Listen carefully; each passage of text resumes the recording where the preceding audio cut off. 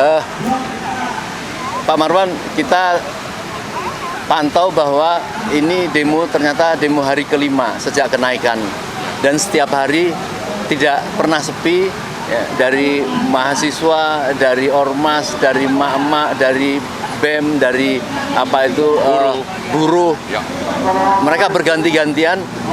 Apakah Pak Marwan memprediksi dengan terus-menerus melakukan demo ini mana yang lebih menang? Artinya apakah demo akan berlangsung, tetap tidak diperhatikan tuntutannya, atau nanti tuntutan akan bisa terjadi pembatalan atau penurunan dalam menurut Pak Marwan?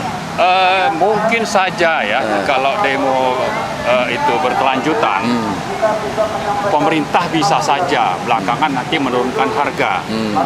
Tapi masalahnya adalah kalau harga BBM itu baru mau diumumkan saja, sudah membuat harga barang dan jasa lain itu naik.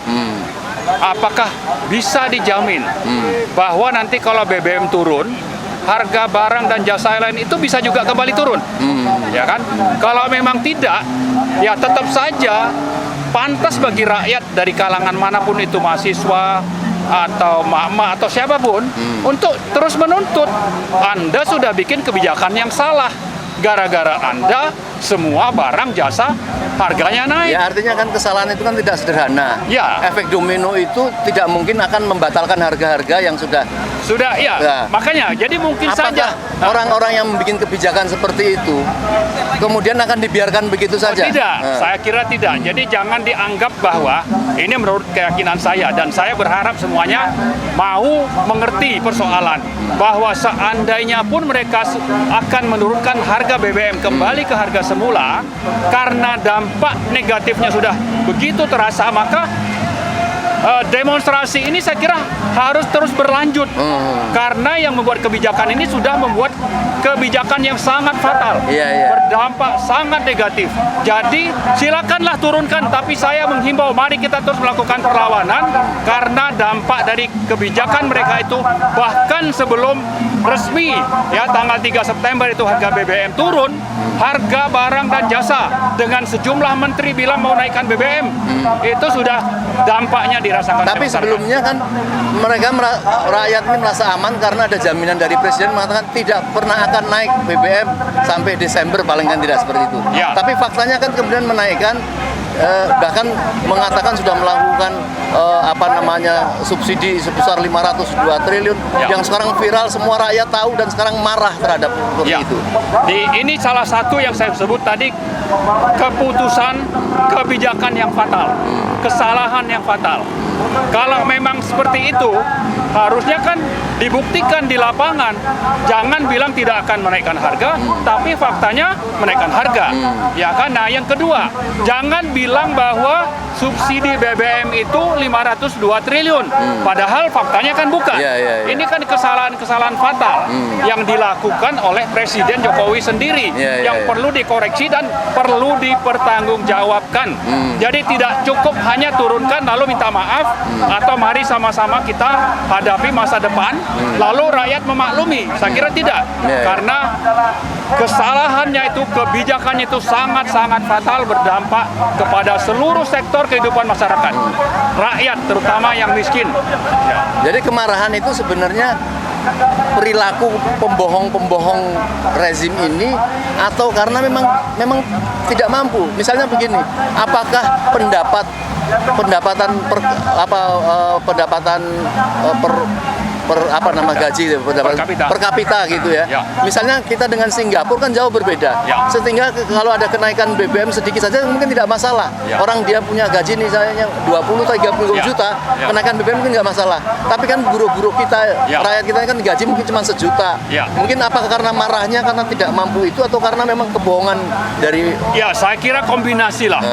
Ada yang memang mungkin karena tidak paham, tapi apapun itu, jadi mungkin tidak paham atau memang paham tapi ingin berbohong.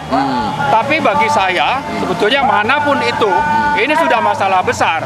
Jadi jangan dikira bahwa rakyat bisa memaklumi kalau dikatakan subsidi BBM itu hanya 500 triliun, sampai 502 triliun, itu dikoreksi bahwa itu sebenarnya presiden salah ngomong, nggak bisa. Karena akibat dari pernyataan itu sudah kemana-mana. Dan ini presiden yang berbohong atau para menteri yang memberikan masukan yang berbohong? Atau kedua-duanya memang sudah sepakat saling bohong? Saya kira ini ada kombinasi Masya Allah. bohong dan mungkin tidak paham atau apa, dan oleh siapa. Tapi jangan lupa, ujungnya adalah nasib rakyat. Orang miskin bertambah, hidup makin susah. Ya, maka karena itu kita harus menuntut. Tidak cukup hanya minta maaf. Ada proses mestinya yang dilakukan oleh DPR. Apakah itu nanti dilanjutkan dengan pemakzulan? Bisa saja seperti itu. Tapi DPR juga jangan diam saja. Jangan hanya ingin mendapatkan dukungan rakyat pada saat pemilu. Pada saat sekarang rakyat banyak yang menderita, mereka diam saja, pura-pura tidak tahu, atau malah mendukung kebijakan yang disebut. Apakah kenaikan ini di momentum orang sedang susah seperti ini akan terjadi, bisa memunculkan ekstra parlementer, perlawanan, dan sampai pemakzulan apa yang dimaksud? Apa mungkin bisa terjadi seperti itu? Saya kira bicara kemungkinan itu bisa saja, ya. Tapi yang lebih penting adalah bahwa rakyat harus paham masalah. Kalau memang sudah paham masalah, maka mereka harus bersikap. Kalau sikapnya itu memang harus terus melawan, mari terus melawan. Jangan diam hanya dikasih oleh BLT. Jangan lupa BLT itu satu solusi yang sebenarnya jangka pendek. Jangka pendek. Sama seperti waktu menjelang pemilu 2019. Mereka tahan nih harga, ya kan? Tapi dampaknya apa? Dampaknya itu harga BBM yang ditahan sampai 4 tahun itu membuat ini sudah tidak linear dengan harga barang dan jasa lain, sehingga memang dampaknya adalah perbedaan ini memang perlu dikoreksi. Nah, cuma koreksinya itu jangan saat orang menderita, bisa bertahap. Ada cara-cara sehingga kalaupun memang ingin dikoreksi, itu tidak justru tambah. Apa koreksi para intelektual, para pejuang, para aktivis terhadap DPR? Apa tuntutan kepada DPR yang seolah-olah tidak melakukan hak maksimum untuk menjaga supaya karena kita lihat bahwa pengumuman harga BBM itu kemudian ketua DPR menyanyikan lagu mereka berulang tahun, kayak tidak ada empati seperti kayak gitu.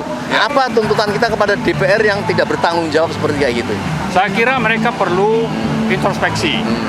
Dan mereka harus mendengar suara rakyat, karena mereka itu adalah wakil-wakil rakyat, sehingga harus menjalankan janji waktu atau kampanyenya itu apa dulu. Janjinya kan akan menyampaikan aspirasi masyarakat, mewakili bagaimana di kepentingan rakyat. Jangan cuma ngambil suara saat pemilu, waktu sudah berkuasa justru berkolaborasi dengan penguasa dan konglomerat dalam bentuk. Mestinya kan DPR itu jangan sombong lah, saya punya konstituen banyak, partai besar. Dia besar itu karena rakyat percaya pada dia untuk memperjuangkan nasib-nasib rakyat kan, misalnya itu. Tetapi malah sekarang justru mengkhianatin pada rakyat itu. Apa yang mesti layak dilakukan oleh rakyat yang telah memilih dia, yang tidak memperjuangkan? Ya, memang kita jelas harus melakukan tuntutan sesuai dengan cara-cara yang demokratis, menyampaikan aspirasi secara baik-baik.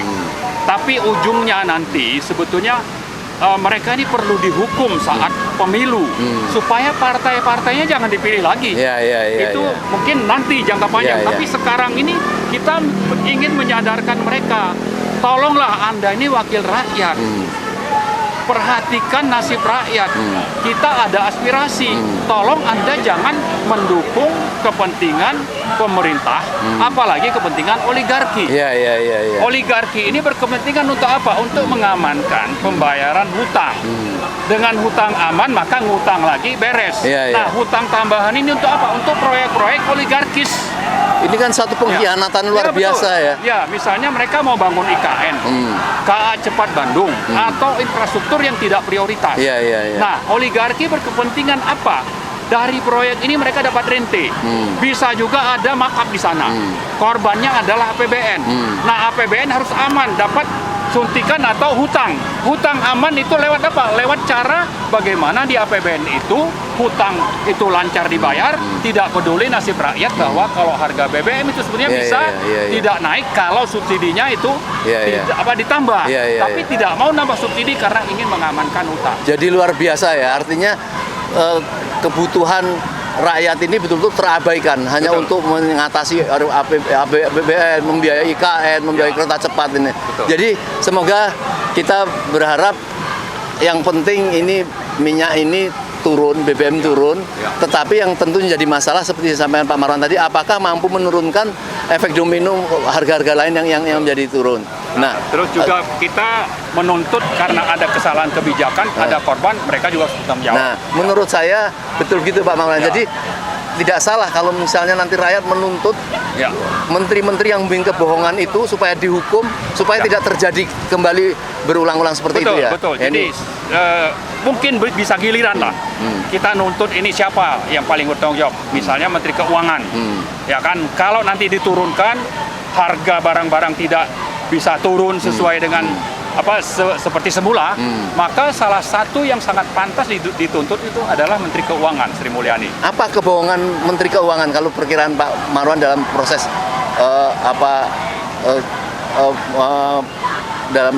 kenaikan harga BBM? Kita bicara soal subsidi atau kita bicara soal bagaimana misalnya APBN itu dibahas melanggar konstitusi, tidak melibatkan DPR, kan? Jadi mereka seenaknya saja, lalu angka-angka itu disembunyikan. Nah, tapi yang juga sangat penting adalah keberpihakan. Jangan memihak kepada proyek-proyek yang tidak prioritas, padahal ada yang lebih mendesak yaitu kepentingan rakyat tadi. Baik, terima kasih Pak Marwan. Baik pemirsa sekalian, kita terus memantau dan mendampingi masyarakat, umat, rakyat, mahasiswa, BEM dan sebagainya dalam gigihnya minta segera batalkan atau turunkan kenaikan BBM, walaupun itu tidak menyelesaikan persoalan, tetapi paling tidak marilah kita berdoa semoga rakyat tidak menjadi makin susah ya. Sudah kejatuhan tangga ya, tersiksa lagi ya. Semoga kita mendapatkan satu jawaban yang segera mungkin. Assalamualaikum warahmatullahi wabarakatuh.